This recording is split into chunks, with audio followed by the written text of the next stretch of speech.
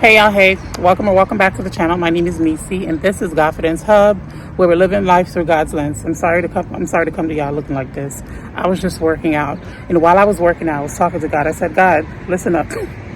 I'm about to lose all my watch hours because my 1 year anniversary for my channel is coming up. And I said, I'm about to lose all my watch hours. I work really hard for those hours, but if it's not your will for me to get monetized, then that's fine. I can accept that. And I was just, my attitude was like, if it's meant to be, it's meant to be. And I was like, no, like you could still work towards it. You can still keep on posting until the last hour. If it doesn't happen, then it was not in God's plan for you in the season. And I said, fine, I'll just keep on posting. I'll go live. I'll do different things and try to see if I can get the watch hours up. And while I was walking, I said, God, what do you want me to talk about? And I said, I need a video topic. And a quiet, still voice in my head said, stop treating God like your last option. And I said, okay. And I was just like, maybe I'll go home, I'll get cute, I'll work out. I'll fix my face up and come back on. I just felt convicted to do it now. So I was like, you know what? I look a mess, but it is what it is. Let me get to the video, y'all. A lot of times we treat God like a last option. And hello, I'm a professional. I have a PhD in doing that, right? It's something that I would always do. I would never include God in my little plans because I said, you know what?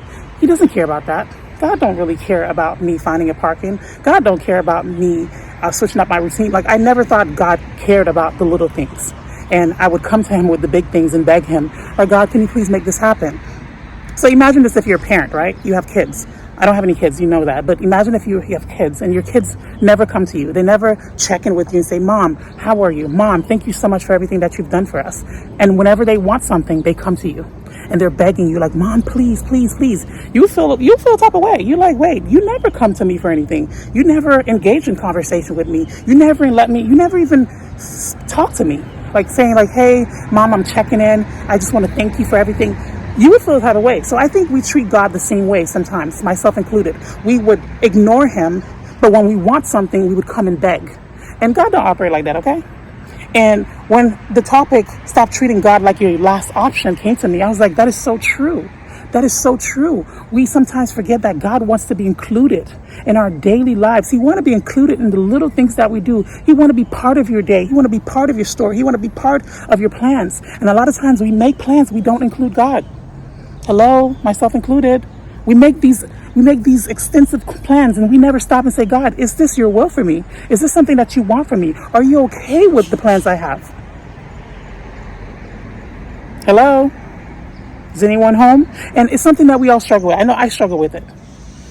And I just want you today to stop treating God like your last option. Stop treating God like he's an afterthought. Stop treating God like, oh, okay, I'll check in with God because everything didn't work out.